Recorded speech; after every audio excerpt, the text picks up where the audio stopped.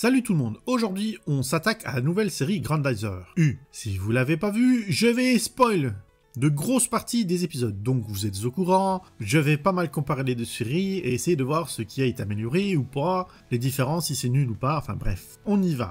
Épisode 1. Bon là direct les changements avec l'original nous sautent aux yeux. Les character designs sont complètement différents. On sait que ça n'aura strictement rien à voir. Là, Actarus arrive en Arabie Saoudite, il s'écrase dans le désert et il est récupéré par Sayaka, un personnage qui vient de la série Mazinger. Ils sont attaqués par un robot, d'un méchant de Mazinger, et Alcor arrive là-bas. Actarus est amnésique, et surtout très jeune, comparé à celui de notre enfance.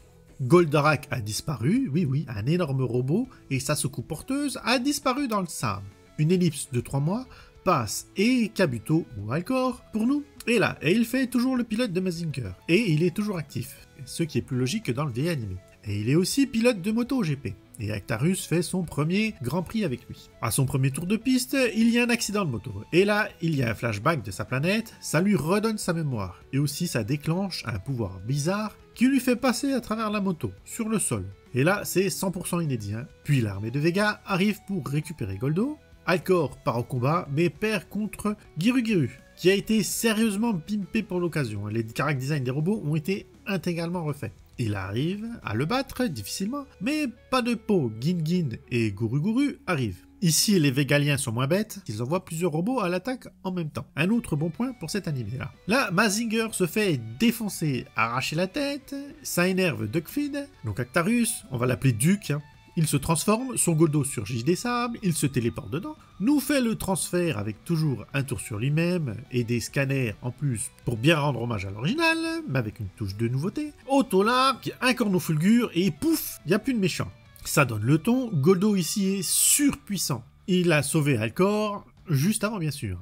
Bon, ça commence dans le vif du sujet, et là c'est une refonte complète de l'histoire. Et dans une dernière scène, après le générique, on découvre les deux nénettes sur la planète Vega qui discutent devant un thé. Allez, on passe à l'épisode 2. Daisuke ou Actarus ou Duckfeed, au choix, pète un câble, son pouvoir chelou revient et il s'enfuit avec Goldo et Alcor à son bord, qui est rentré en cachette, dans la soucoupe. Et là, on découvre une forteresse en orbite autour de la Lune. Et Gandar, ou Minos, et Blacky ou Hydargos, leur tête fait bien plus jeune que dans l'anime original. Et ils sont accompagnés d'un nouveau personnage, un chevalier Starker. Goldo s'écrase sur une île, Duke veut toujours le détruire, Alcor veut le piloter mais se prend un coup de laser, Duke avait mis l'alarme, et ça rigole pas avec la sécu chez les Euphoriens, ou les Flidiens, je sais pas comment on doit les appeler. L'attaque de Vega a déjà fait 10 millions de morts, là ça ne rigole vraiment pas. Malgré l'anime avec ses belles couleurs chatoyantes, le drame est bien présent, et il continue de massacrer Paris. Duke raconte l'histoire de sa planète à Alcor, on apprend que Goldo est une divinité, du coup on peut construire un dieu. C'est bon à savoir ça. Le nouveau personnage est là pour empêcher Duke de prendre Goldo, pour fuir la planète. Il s'appelle Kassad. Ça a l'air d'être un type de la planète Flid qui a trahi son peuple. Duke voit ses parents morts et il pète un câble et tue les gens de son peuple avec Goldo. Le personnage est un peu fragile psychologiquement. Il y a un autre robot qui arrive avec une meuf à son bord et Rubina pointe aussi le bout de son nez. Il fait tout péter sans qu'on comprenne vraiment pourquoi. Bizarre ce passage pour l'instant. Duke est un Starker, c'est des guerriers spéciaux qui sont pas très nombreux, ils peuvent piloter des robots comme Goldorak. Goldo envoie une fée clochette pour les guider vers une grotte qui a une tête de robot, en pierre à l'intérieur. Et une hippie vient leur parler en énigme. Ils sont sur une île au Japon, dans le ranch du Boulot Blanc. Koji file une bague à Duke, qui est une bombe. Drôle d'idée d'avoir ce genre de truc à la main, même à fois. Un ennemi arrive à Rome. Mais là, pas de Golgoth, c'est un robot plus stylé. Il s'appelle Zoelidizer, piloté par Kassad. Il ressemble pas mal à Goldorak quand même. Beaucoup d'infos dans cet épisode, on a une grosse partie de l'histoire de Flid, et c'est pas mal, on ne s'ennuie pas, il y a du rythme, les trucs mystiques sont nouveaux, mais pourquoi pas. Allez, épisode 3. On nous dévoile que Vega et Flid sont dans le même coin de l'univers, et que Vega a attaqué plusieurs fois Flid.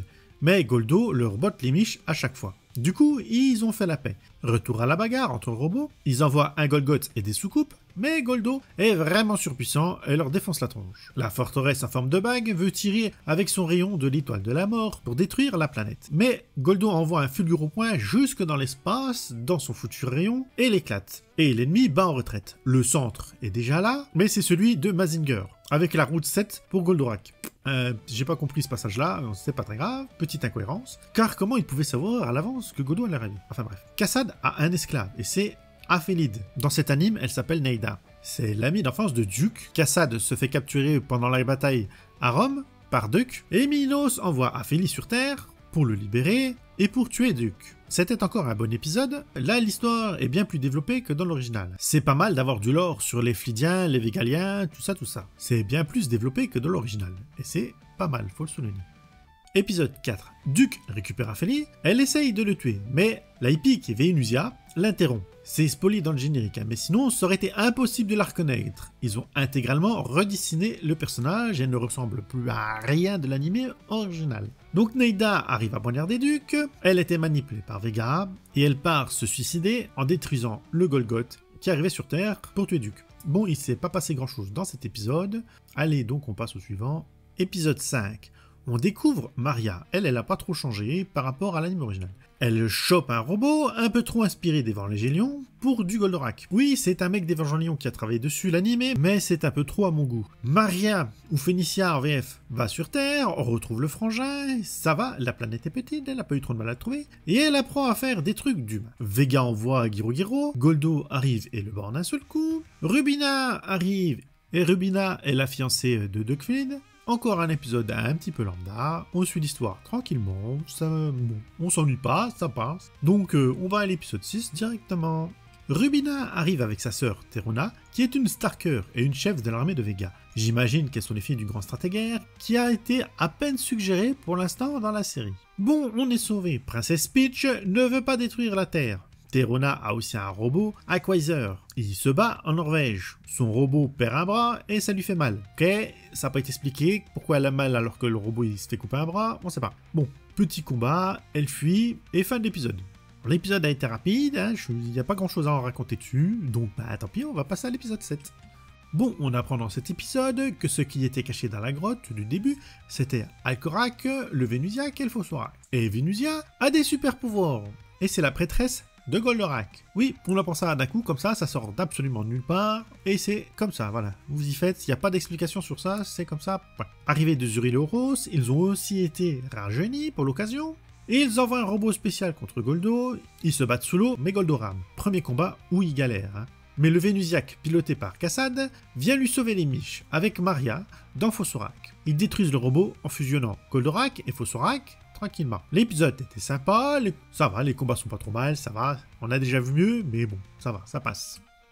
Épisode 8, Mazinger est en cours de réparation et va bientôt reprendre du service. Rubina donne rendez-vous à Duke via un Golgoth. Les deux camps soupçonnent leurs membres d'être des traîtres. Ils discutent de ce qui est vrai ou pas, mais Rubina est convaincue en 2 secondes que Duke dit la vérité. Vega les attaque pendant qu'il cause, et là Duke nous sort un pouvoir de télékinésie. Il soulève un piano par la pensée. D'où ça vient, d'où ça sort, c'est pas rien, les pouvoirs de Duke ne seront jamais expliqués. C'est vraiment un anime complètement différent, une refonte totale, il reste pas grand chose de l'original. Hein. Beaucoup ne vont pas aimer, et je vous comprends. Du coup, dans cet épisode, il y a beaucoup de blabla, et il s'est pas passé grand chose, au final. Donc, on passe à l'épisode 9. Épisode 9. On commence l'épisode avec Duke qui se fait mettre en prison par le professeur Yumi, qui vient lui aussi de Mazinger. Vega a réparé son canon qui peut faire des tirs courbés dorénavant. Terona attaque la Terre et des soldats attaquent le centre Mazinger. Ils sont chargés de récupérer Duke, mais ils s'échappent et partent se battre contre Terona. Pendant que Vega attaque, les autres défendent la Terre avec les 3 Spacers. Le combat commence bien, et ça donne envie d'aller directement à l'épisode suivant pour continuer ce combat. Oui, il n'y avait pas grand chose à dire sur cet épisode, c'est du combat, donc on va pas expliquer tout ce qui se passe dans le combat. Épisode 10. Les Spacers se battent contre un Golgoth qui ressemble encore une fois bien trop à un robot d'Evangelion. Les 2 robots se scratchent au sol, Kassad vole Goldo, et Vénusia parle trop en mode Yoda énigmatique, le personnage est un petit peu chiant. Et elle peut se téléporter. Duck aide Terona, et Koji veut récupérer Mazinger. Blackie blesse gravement Yumi, Mazinger devient Mazinger X, et il détruit facilement le Golgoth. Kassad poursuit Duke et Terona pour les tuer, et fait passer Goldo en mode Berserk. Mais Vénusia est tellement puissante qu'elle maîtrise Goldorak avec ses pouvoirs psy. Vénusia bute Kassad, et Peach vient consoler Duke, et elle se barre avec sa sœur juste après. Les pouvoirs de Vénusia sont complètement abusés dans l'anime. Déjà, les pouvoirs de Goldorak étaient bien balèzes, mais là, Vénusia, Elle est plus forte que Goldorak. Venusia, la petite gamine là, elle est plus forte qu'un robot de 30 mètres qui est soi-disant un dieu. Là, ils m'ont perdu. Hein. Il y a trop de trucs qui viennent d'Evangélion dans la série là. Ils sont partis trop loin. Il y a trop de mystique. Épisode 11. Duke et Koji déplacent des débris du centre qui a été détruit. Pourquoi ils font ça? Mystère. Et Vega raye Berlin de la carte avec le rayon de la mort courbé. Ils préparent un plan pour aller attaquer la base de la Lune. Ils vont accrocher l'espaceur au Mazinger X pour qu'ils puissent aller dans l'espace. Et on découvre que Venusia cachait le centre de l'anime original dans une grotte. Pareil, ce truc sort de nulle part, je n'ai pas compris. Qu'est-ce que ça veut dire quoi? On sait pas. Pourquoi le centre est là dessous d'où quoi? Ça veut dire que l'anime original est canon dans cette série? Qu'est-ce que ça veut dire quoi? Pourquoi il est là? C'est incompréhensible. Peach Rubina et Duke se marient en catimini et font zizi pampan dans un feu d'artifice kaléidoscopique. Mais oups, Duke est une quiche car c'est la sœur qui est venue déguisée à sa place. Donc il a épousé Terona. Il n'a pas fait la différence entre les deux. Et oui, Terona est amoureuse de Duke et surtout jalouse de sa frangine. Et ils oubliaient que Washington était menacé de destruction par Vega. Si Duke ne se livrait pas à eux. Ah oui, un zizi pampan et se marier, c'est plus important que de sauver des millions de personnes. Drôle d'épisode, on apprend des trucs chelous, ma foi. Épisode 12. Washington se fait détruire à cause que l'autre nounouille a pensé trop avec sa nouille, et c'est Tokyo la prochaine ville menacée de destruction. Une organisation nommée Hell veut livrer Goldo. C'est surtout le méchant de Mazinger qui est donc toujours vivant, alors qu'il était censé être mort dans Mazinger. C'est vraiment dur de placer cette série. Est-ce une suite, un reboot total? On sait pas, j'ai mal à comprendre ce qu'ils ont voulu faire. Peach est pas contente quand elle apprend que sa sœur s'est mariée avec son mec, en douce, mais elle le pardonne car elle sait qu'elle aime Duke. Le centre spatial sort du sol, mais on sait toujours pas d'où il vient, qui l'a construit. Ils partent pour l'espace, et là Kingori apparaît. Lui aussi a subi un sérieux relifting. Duke retrouve les frangines, et avoue qu'il savait que c'était pas la bonne, avec qui il faisait un pacte, ou zizi pampan. Eh oui, faire zizi pampan, c'est un pacte chez eux. Et tu gagnes même un tatouage sur la main. Est-ce qu'à chaque fois qu'ils vont se pécho, ils vont avoir un nouveau tatouage? Va savoir, ça c'est pas expliqué non plus. Hein. Et en plus, c'est pas pratique comme truc, hein. C'est au bout d'un moment, tu deviens tout bleu. Bref, on se marre. Et oui, il a fait zizi pampan avec elle, car elle était triste. Est-ce que c'est très féministe ça? Je ne sais pas. Est-ce que ça veut dire qu'il a profité d'elle ou pas? On ne sait pas. Moment de flottement, bon, c'est pas très grave. Il balance ça à l'autre qu'il aime, hein, donc Rubina. Pas fou le Duke, hein, s'il peut se faire un plan à 3, avec les deux frangines, sur un malentendu, pourquoi pas, hein, on sait jamais, ça pourrait passer. Blackie arrive et gâche la fête, il tire sur Peach, Terona lui tire dessus et s'enfuit. Merde, par contre, Rubina meurt de sa blessure. Bon, cet épisode était pas trop mal. Il manque du Gonage quand même là-dedans. Il manque vraiment sa touche, hein, parce que d'habitude, il est bien plus direct dans ses mangas. Je pense que Gonage, il a pas fait grand-chose non plus en vrai là-dedans. Il a peut-être fait les dessins, mais je pense que le mec d'Evangélion, il a fait beaucoup. Beaucoup trop même. On passe à l'épisode 13, donc le dernier. Duke s'énerve, monte dans Goldorak, qui passe en mode berserk. Et il dézingue Blackie, en un seul coup. Ah oui, Duke peut se balader dans le vide de l'espace... Ça, même sans son casque. Pareil, c'est pas expliqué, on sait pas pourquoi. On sait pas d'où ça vient. Pendant ce temps-là, Mazinger se frite toujours avec Kingori. Goldorak arrive et éclate en 2 coups. Goldo bousille la bague volante de l'ennemi qui s'échappe, mais il voit rouge et continue de les massacrer. Et pour une raison inconnue, Goldo se retrouve soudainement sur Terre et son mode berserk déclenche des tempêtes. Ça n'est pas expliqué, ça arrive d'un coup comme ça, on passe d'un coup, pouf, il était dans l'espace, pouf, il est sur Terre, on ne sait pas. Du coup, Mazinger l'attaque pour l'empêcher de détruire la Terre. L'espaceur s'accroche à Goldo et Terona arrive pour aider à arrêter Duke. Ils y parviennent, mais Grandal fonce sur la Terre avec son vaisseau bague pour la détruire. Goldo, l'espaceur et Mazinger X lui foncent dessus et le détruisent. Goldorak absorbe le corps de Rubina. Pourquoi? Comment? Eh bien, vous ne saurez pas.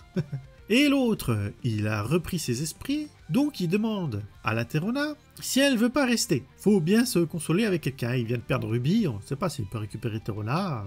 Duke, il perd pas le nord quand même. Mais elle veut pas, elle se casse, elle se sent pas digne de lui. Elle était digne pour faire zizi pampan avec lui, mais là elle est pas digne pour rester sur Terre. Ou alors Duke n'est pas un si bon coup, après c'était sa première fois. Enfin bref.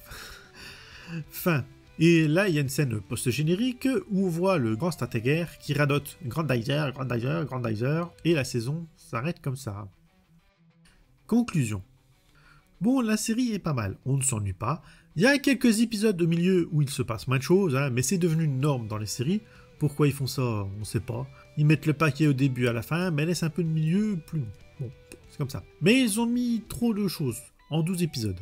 Et les pouvoirs sortis de nulle part cassent un peu le truc. Surtout Venusia qui a maîtrisé Goldorak en mode berserk à un moment, mais qui le laisse faire le bordel à la fin. Ça crée des incohérences et ça sort de absolument nulle part. Et le centre qui sort aussi de nulle part. Ça aurait pu être expliqué d'où il vient, ça fait des milles.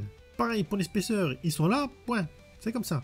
Qui les a construits? Qu'est-ce que c'est que cette histoire de dieu? Eh bien, Mystère et Boule de Gomme. C'est dommage, ils auraient pu virer ces délires de la série. Elle aurait été bien meilleure. Là, on sent bien trop l'influence d'Evangelion. Et comme dans Evangelion, eh bien, on comprend pas pourquoi c'est là. On sait pas d'où ça vient. Hein. Ceux qui ont compris la fin d'Evangelion, eh bien, bravo pour vous, parce que moi, j'ai toujours rien compris à cette fin de ce dessin animé. Il n'y a pas d'humour dans la série, ça manque d'un Benta ou d'un Rigel, mais la série est trop courte pour les ajouter, je suppose. Pareil, on sent pas la patte de Gonagé, c'était déjà le cas dans l'anime original, mais là, on pensait qu'il allait plus s'impliquer de ce qu'ils avaient dit. Mais comme d'habitude, c'est juste de la com. Les Japonais font le coup à chaque fois. Il n'y a qu'à voir ce qu'ils font avec DBZ.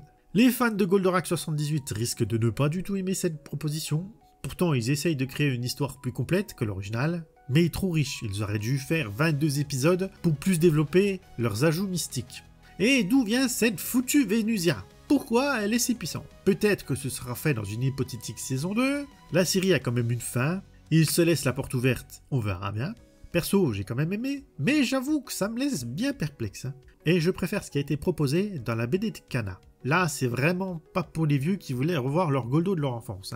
Faut bien se mettre ça en tête. Et petit mot pour le slip d'Actarus, j'y ai même pas pensé, ça passe complètement inaperçu dans la série. Dites-moi vous en commentaire de ce que vous en avez pensé, même si j'ai pas trop de doutes sur ce que je vais recevoir en com. Moi, je regarderai la saison 2 avec plaisir s'ils en font une. Nous verrons bien. N'oubliez pas les trucs de YouTube, les abonnements soutien, les petits pourboires. Et sinon, moi je vous dis à une autre vidéo. Bye bye!